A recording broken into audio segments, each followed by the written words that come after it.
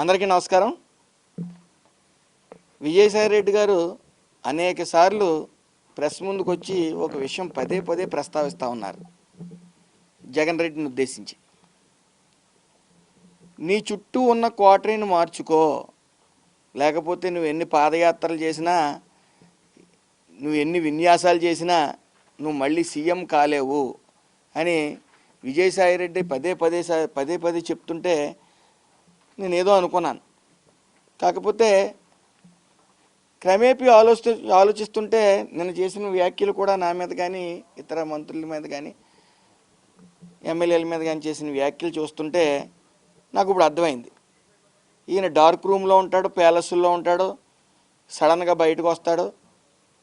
అక్కడ ఓ పిఆర్ఓ ఒక మ్యాటర్ ఇస్తాడు, లేకపోతే కూడా ఉన్న సలహాలు సూచనలు ఇచ్చేవాళ్ళు ఆయన తప్పుడు దోవలో పెడతాడు అని చెప్పి తప్పుడు దోవలో పెడతారని చెప్పేసి నాకు అర్థమైంది. ఎందుకంటే మొన్న కూడా విజయవాడ వరదల్లో ఆయన బయటకు వచ్చి బుడమేరు నది పొంగు పొరిలింది, గేట్లు ఎత్తేసారని విచిత్రమైన వాయిస్ వినిపించాడు. ఆయన అది నదో తెలియదు, ఆయనకు వాగో తెలీదు. ఆయన రాసిచ్చాడు, ఈయన చదివేశాడు. ఆ రోజు వచ్చి మళ్ళీ బాటిల్స్ పంచిపెట్టాడు, ప్రభుత్వం ఇచ్చి బాటిల్స్ ₹1 ప్రకటించాడు ఆయన. మళ్ళీ అది ఎవరికి ఇచ్చారో తెలియదు. తర్వాత ఆ సీన్ కట్ చేస్తే అంతకుముందు కూడా మగవాళ్ళ అందాల గురించి మాట్లాడే పులివెందుల ఎమ్మెల్యే గారిని కూడా చూసాం. కొడాల నాని అందంగా ఉంటాడని అసూయ, వంశీ అందంగా ఉంటాడని అసూయ పడిపోతున్నారు చంద్రబాబు నాయుడు గారిని, లోకేష్ గారు అని చెప్పడం జరిగింది. ఆ పిఆర్ఓని మార్చండి అయ్యా బాబు. చుట్టూ ఉన్న క్వార్టరీ అంటే నీకు సలహాలు సూచనలు నీకు రాసిస్తారు కదా, అది పిఆర్ఓ రాసిచ్చి పిఆర్ఓని మార్చుకోండి. నిన్న మాట్లాడుతూ ఉన్నారు మీరు, కళాకారుల్ని చిన్న చూపు చూస్తూ మీరు మాట్లాడారు. కళాకారులకి రికార్డింగ్ డ్యాన్స్ వాళ్ళకి కూడా మీకు తేడా తెలీదు, అది కూడా చెప్పరు మీ పిఆర్ వాళ్ళు. సంక్రాంతి సంబరాల్లో భాగంగా జబర్దస్త్ టీము కళాకారులు రావడం జరిగింది. ఆ కళాకారుల్లో శాంతి స్వరూప్ అని మగవాడు. ఇతను గత 11 సంవత్సరాల నుంచి కూడా అతను జబర్దస్త్ టీంలో ఆడవాళ్ళు వేషాధారణ వేసి నటిస్తూ ఉంటాడు ఆయన. అది సభ్య సమాజం అందరికీ తెలుసు, తెలుగు ప్రజలందరికీ కూడా. తమరికి తెలియదు, మీకు రాసిచ్చే వాళ్ళకి కూడా తెలియదు. ఇతనితో నేను డ్యాన్స్ చేస్తే రికార్డింగ్ డ్యాన్స్లు అంటూ ఉన్నారు మీరు. వీళ్ళు కళాకారులయ్యా, చిన్న తెర కళాకారులు. వాళ్ళని చిన్న చూపు చూడటం ఎందుకు? మీకు తెలియదు కదా. ఈయనతో డ్యాన్స్ కట్టినా మీరు నేరం కింద చూస్తారేమో, ఎందుకంటే మీకు మగవాళ్ళ మీద డిఫరెంట్ ఒపీనియన్ ఉంది. మీరు వాళ్ళ అందాల గురించి వర్ణిస్తూ ఉంటారు, అలాగే బట్టలు ఇప్పి చూస్తానని పోలీసు వాళ్ళు అంటూ ఉన్నారు.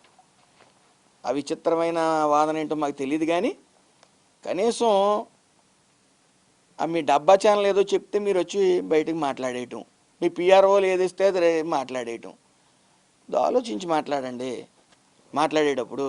అలాగే మీరు మాట్లాడుతూ ఉన్నారు సంజయ్ రాణి గారి పిఏ గురించి, ఏదో అన్యాయం జరిగిపోయింది, ఏదో చాటింగ్ చేసేసాడని చెప్పి.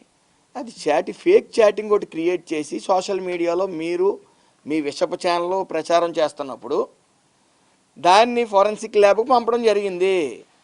దాంట్లో ఇదంతా దీన్ని ఎవరైతే వైరల్ చేస్తున్నారో, ఎవరైతే దీన్ని మార్పిడి చేశారో వాళ్ళని పట్టుకుని 15 రోజులు రిమాండ్ వేయటం జరిగింది. అది మీకు తెలియదు అనుకుంటా, మీ పిఆర్ఓ చెప్పలేదు అనుకుంటా, నీ చుట్టూ ఉన్న జనం చెప్పలేదు అనుకుంటా.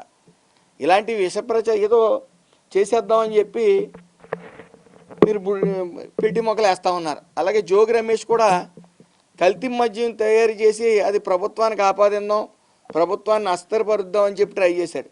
అడ్డంగా దొరికాడు, 83 రోజులు ఉన్నాడు. ఇలాంటి ప్రయత్నాలు చేసి మీరు విఫలయత్నాలు చేసి మీరు అబాస్పాలు అవుతున్నారని మీరు అది గమనించండి. అదేవిధంగా మీరు జైల్లో వేస్తానంటున్నారు ఏంటి, కళాకారులతో మమేకమైనందుకు జైల్లో వేస్తారా? అవునవును, జైలు గురించి మీరే చెప్పాలి. ఎందుకంటే అందులో మీరు సిద్ధహస్తులు, ఎక్కువ రోజులు ఉన్న వ్యక్తి. అలాగే జైల్లో వేయటువంటి చంద్రబాబు నాయుడు గారు ఏ తప్పు చేయకపోయినా జైల్లో వేసి 11 సీట్లు పరిమితం అయ్యారు. జైళ్ళు గురించి మీకు తెలిసినంత ఇంకెవరికి తెలియదు అనుకోండి, జైల్లో వేయాలి ఖచ్చితంగా. కళాకారులతో మమేకోవడం తప్పు మీకు. కళాకారులు అంటే మీకు చిన్న చూపు. మన సంక్రాంతి సంబరాలంటే కూడా ఏంటో తెలియదు మనకి. సంక్రాంతి సంబరాలంటే మన ఇంటి వెనకాలే ఒక సెట్టింగ్ వేయటం, ఓ లింగి పంచి కట్టుకోవటం, అధికారంలో ఉన్నప్పుడు అది కూడా ఓ లింగి పంచి కట్టుకోవటం, అది వైరల్ చేయటం, హడావిడి చేయటం. ఆ ప్రసాదాలు కల్తీ పూర్తిగా. ఓ చుక్క పాలు వేయకపోగా పశు వ్యర్థాలు వేసి మళ్ళీ మీకు మీరే ప్రచారం, క్లీన్ చిట్ ఇచ్చేసరి. మీకు ఎవరు ఇచ్చారో, సాక్షి ఛానల్ కానీ ఇచ్చిందేమో మీకు కానీ క్లీన్ చిట్. సంక్రాంతి సంబరాలు మాట అటు ఉంచితే మన రిపబ్లిక్ డే రోజున కూడా మీరు బయటికి రాలేదు. మీకు ఏదైనా బయటికి రావాలంటే మీరు అధికారంలో ఉండాలి. మీరు అసెంబ్లీకి ఎలాగ రావట్లేదు, సంతకాలు ఇట్టి పారిపోతా ఉన్నారు. మీరు విమర్శలు తీసుకోలేరు. అలాగే మళ్ళీ మీరు మాట్లాడుతూ ఉన్నారు ఆడు వీడు అంటే. బడుగు బలహీన వర్గాలకు చెందిన మంత్రులు కానీ ఎమ్మెల్యేలు కానీ అంటే మీకు అంత చిన్న చూపా? వాడు వీడు అంటారా? భయ మాకు నోళ్ళు లేవా? మాకు సంస్కారం నేర్పారు మా పెద్ద ఆయన, గౌరవం ఇచ్చి పుచ్చుకోండి అని చెప్పి. వాడు వీడని మీరంటే మేము అనలేమా? మీకు ఎవరండి ఇవన్నీ మీకు అన్నీ చెప్తున్నారు పిఆర్ఓలు? మీరు అగ్రెసివ్గా మాట్లాడితే మేము మాట్లాడలేమా? జరుగుతున్న అభివృద్ధి సంక్షేమం మీరు పాదయాత్రలు అంటున్నారు. విజయసాయిరెడ్డి పాదయాత్ర, నువ్వు ఎన్ని పాదయాత్రలు చేసినా నగ్గలేవు అంటున్నారు. పాదయాత్ర చేసి ఏం చేశారు? 2 కోట్ల ముద్దులు ఇచ్చారు జనాలకి, దొంగ హామీలు ఇచ్చారు. ఈ రోజున రాష్ట్రం ఆర్థికంగా అభివృద్ధి చెందుతుంది, నిరుద్యోగులందరూ కూడా హ్యాపీగా ఉన్నారంటే నారా లోకేష్ గారు చేసిన యువగాళం.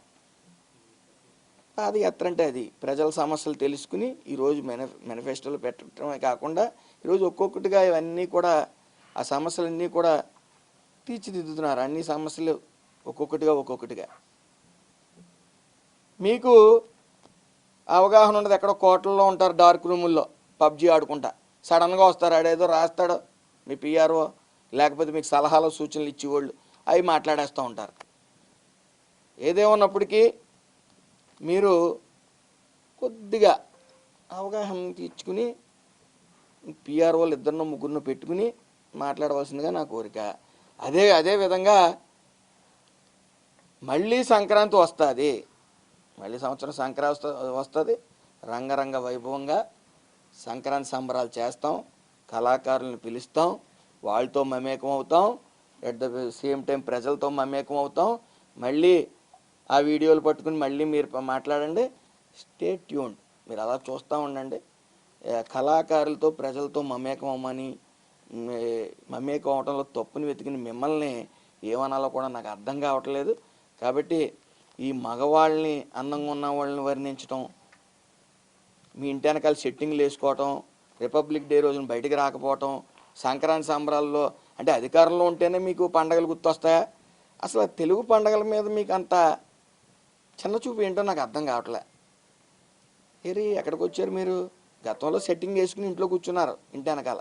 ఇప్పుడు తెలుగు పండగల్లో మీరు ఎక్కడైనా బయటకు రావడం చూసామా? రారు. ఉగాదికి రారు, సంక్రాంతికి రారు. మీకు చిన్న చూపు. ఆ చిన్న చూపు వల్లే ఈరోజు ప్రసాదాల నాణ్యత లేకుండా పంచిపెట్టి చుక్క పాలు లేవు, నెయ్యి కల్తీ నెయ్యి, మళ్ళీ మీకు మీరే క్లీన్ చిట్ ఇచ్చేసుకుని మీరు ప్రచారం చేసేసుకోవటం. మారండి అయ్యా బాబు. మీరు గౌరవం ఇస్తే మేము గౌరవం మళ్ళీ తిరిగి ఇవ్వడం జరుగుతుంది. బడుగు బలహీన వర్గ నేతల్ని, మంత్రుల్ని వాడు వీడు అని సంబోధిస్తే దాని వెర్షన్ సేమ్ మీకు రిఫ్లెక్ట్ అవుతుందని తెలియజేసుకుంటూ అందరికీ నమస్కారం.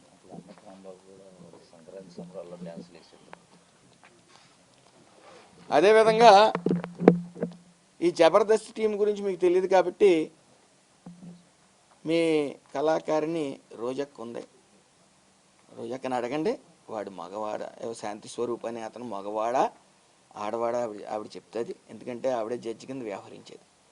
అలాగే మీరు మీ రోజక్క కానీ ఆ రకరకాల విన్యాసాలు రికార్డింగ్ డ్యాన్స్ 5 ఏళ్ళు చేశారు కాబట్టే ఆ రికార్డింగ్ డ్యాన్సులు చూసే జనాలు మీకు 11 సీట్లు ఇచ్చారు. సంక్రాంతి సంబరాలకి కళాకారులకి రికార్డింగ్ డ్యాన్సులకి తేడా తెలియని మీకు ఏం చెప్పినా వేస్టే. మీకు తెలుగు పండగల మీద తెలుగు దేవుళ్ళ ప్రసాదాల మీద మీకు చిత్తశుద్ధి ఉండదు, శుభ్రత మీద కానీ చిత్తశుద్ధి ఉండదు. మీరు డిక్లరేషన్ ఇవ్వకుండా పైకి వెళ్ళిపోతారు. మీరు ఏం చేసినా చెల్లుతుంది అనుకుంటున్నారు. కాబట్టి మీ గురించి మీ పిఆర్ఓల గురించి మీ చుట్టూ ఉన్న క్వార్టర్ గురించి ఎంత తక్కువ మాట్లాడుకుంటే అంత మంచిదని నేను భావిస్తూ, ఏదైతే విజయసాయి రెడ్డి గారు మీకు పదే సలహాలు సూచనలు ఇస్తున్నారో కనీసం మీ వైఖరి చూసి పారిపోయి బయటికి వెళ్ళి ఆయన్ని మిమ్మల్ని విమర్శిస్తున్నాడో ఆ విమర్శలు తీసుకోండి, మీరు బాగుపడతారు. అలాగే 1 సంతకాలు 1.5 సంతకాలు మీరు పెట్టించక్కల్లా. మీరు అసెంబ్లీకి వస్తే 5 కోట్ల మంది జనం చూస్తారు. కాబట్టి మీరు పీస్ ఆఫ్ మైండ్ కొద్ది యోగా లాంటి మీరు మీ కార్యకర్తలు యోగా మెయింటైన్ చేయండి. ఖచ్చితంగా మంచి ఆలోచనలు వస్తాయి, మీరు మారతారు. అందుకే మీలాంటి వాళ్ళ కోసమే విశాఖపట్నంలో యోగా నిర్వహించారు. మీ ఆలోచనలు మారతాయి. ఒక్క ఛాన్స్ అన్నారు, ఒక్క ఛాన్స్ ఇచ్చారు. ఇచ్చిన తర్వాత మళ్ళీ ఇంకో ఛాన్స్ ఎవరు మీకు. మీ పరిపాలన అంత అందంగా ఉంది. అందరికీ నమస్కారం.